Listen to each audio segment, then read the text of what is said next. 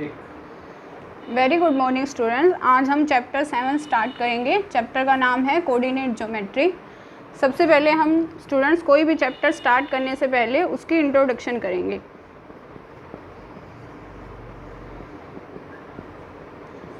Student, जैसे तुमने 9th class में भी पढ़ा, तुम्हारा चैप्टर 3 था निर्देशांक। ये कोई प्लेन है। किसी भी प्लेन में जब हम कोई भी पॉइंट P लेते हैं, मान लो ये मैंने कोई पॉइंट P लिया, तो हम उसे ऑर्डर पेयर से लिखते हैं x, y।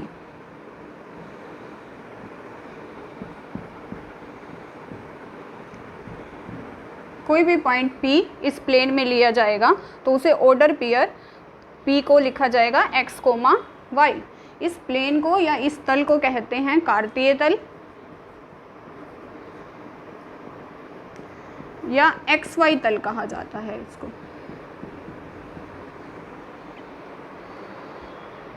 जो ये लाइन है x डैश ओ एक्स, इस रेखा x डैश ओ एक्स को x अक्ष कहते हैं और y डैश ओ वाई को y अक्ष कहा जाता है। और पॉइंट P को लिखा जाएगा x, y। x अक्ष को स्टूडेंट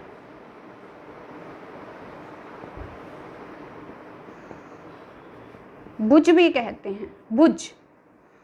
ये तुम्हारे MCQ में पूछा जा सकता है।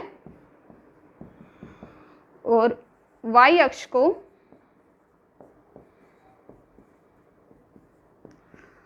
कोटि भी कहा जाता है।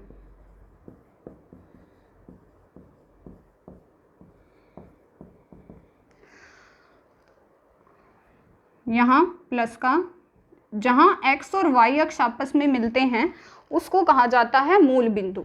यहाँ O जो है वो आपका मूल बिंदु है। मूल बिंदु के निर्देशांक क्या होंगे? जहाँ x अक्ष और y अक्ष आपस में मिल रहे हैं।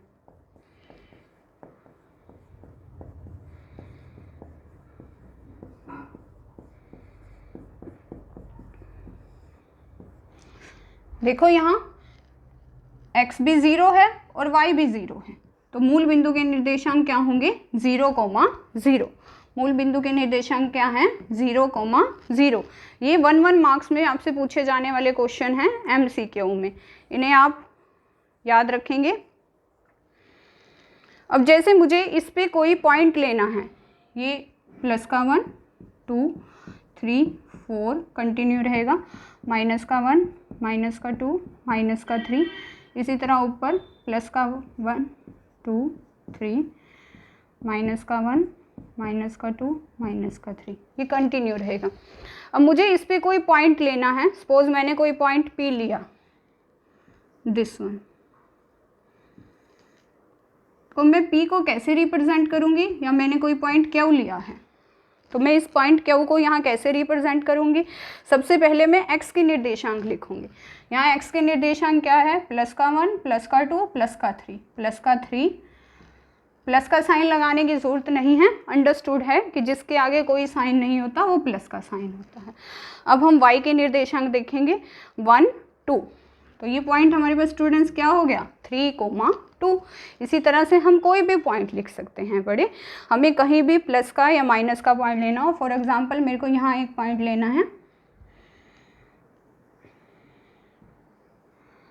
तो ये पॉइंट सपोज R है, तो पहले मैं x के निर्देशांक देखूंगी। x के निर्देशांक क्या आएंगे? x यहाँ देखिए, x यहाँ प्लस का है, प्लस का 2, और y जो है y यहाँ माइनस का है, तो ये हो जाएगा माइनस का 2। तो ये पॉइंट R हो गया हमारे पास 2, -2। अब स्टूडेंट्स ये देखिए, सपोज मैं ये पॉइंट यहाँ लेने जा रही हूँ। अगर मैं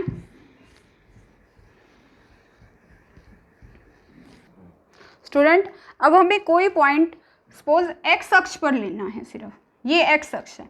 मान लो मैं ये पॉइंट लेती हूँ, कोई पॉइंट यहाँ पड़ा है या यहाँ खड़ा हुआ है, तो उसके निर्देशांक क्या होंगे?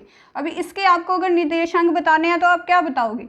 यहाँ x की वैल्यू कितनी है? x का मान है 3। क्या आपको यहाँ y का मान पता लग रहा है? y का कोई मान नहीं है, मतलब y यहाँ पे 0 है बड़ा, y का मान यहाँ पर क्या है? 0। तो जब भी कोई बिंदु एक्स अक्ष पर स्थित हो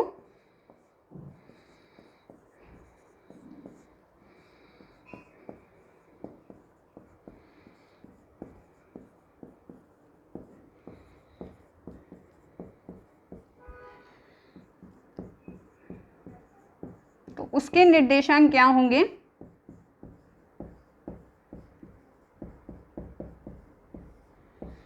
x, 0। जब भी कोई बिंदु x अक्ष पर होगा उसके निर्देशांक होंगे x, 0। मतलब उसमें x का मान तो होगा लेकिन y का मान उसमें कितना होगा? 0।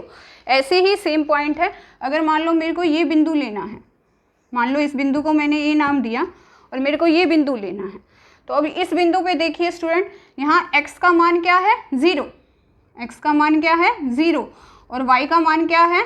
2। तो मुझे जब भी कोई बिंदु y अक्ष पर लेना हो,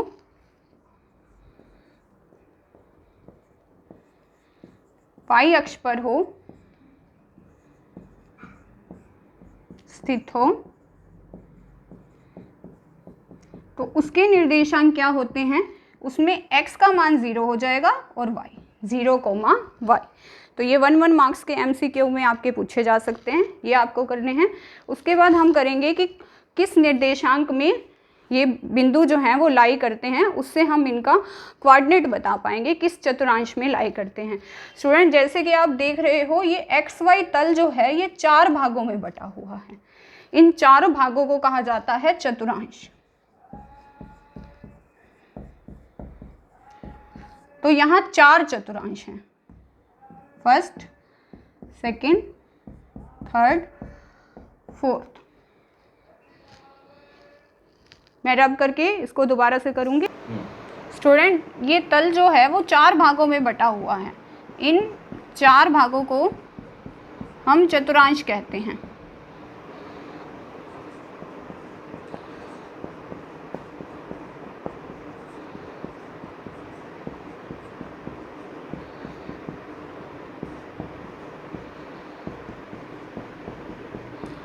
अब पेपर में तुमसे MCQ में क्या क्वेश्चन पूछा जा सकता है? जैसे यहाँ एक बिंदु दे दिया,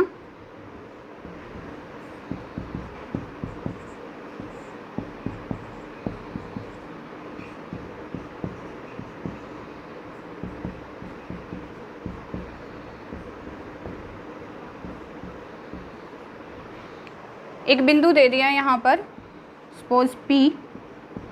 अब इसके निर्देशांक हैं x, पहले x के लिखेंगे -3, कोमा, सपोज यहाँ पर है ये। अब y के लिखेंगे, y क्या है? +1। अब आपसे पूछा जाता है p -3, 1 किस चतुर्थांश में स्थित है?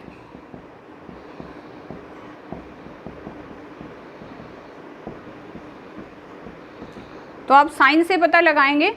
यहाँ x के आगे साइन है माइनस का और y के आगे है प्लस का, माइनस और प्लस का, तो माइनस का और प्लस का यहाँ पे आएगा आपका। देखिए पहले चतुर्थांश में सारे प्लस के हैं, x भी प्लस का, y भी प्लस का, x भी प्लस का, y भी प्लस का। जब दूसरे चतुर्थांश की बारी आती है स्टूडेंट्स, तो यहाँ x है माइनस का और y है प्लस का। जब तीसरे चतुर्थांश की बारी आती है तो यहाँ x है माइनस का और y भी है माइनस का। चौथे चतुर्थांश में स्टूडेंट्स क्या होगा? x है प्लस का और y है माइनस का। अब हमसे पूछा गया -3 और +1 किस चतुर्थांश में स्थित है? माइनस प्लस, तो माइनस प्लस देखिए स्टूडेंट्स किस चतुर्थांश में स्थित है? तो इसका आंसर क्या हो जाएगा? ये दूसरे चतुर्थांश में, सेकंड।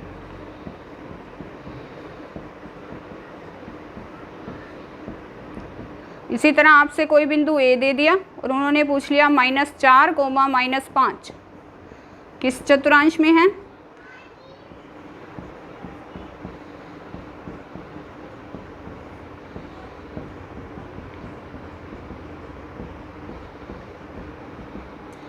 तो दोनों माइनस के हैं, x भी माइनस का, y भी माइनस का। तो स्टूडेंट ये कौन से चतुर्थांश में आएगा? तीसरे चतुर्थांश में, थर्ड।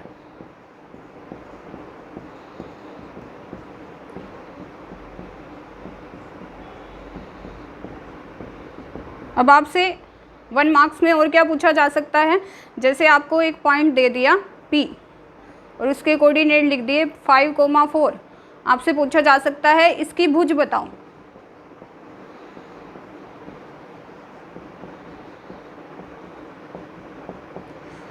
तो स्टूडेंट मैंने आपको पहले भी बताया है जो x अक्ष है उसको भुज कहा जाता है।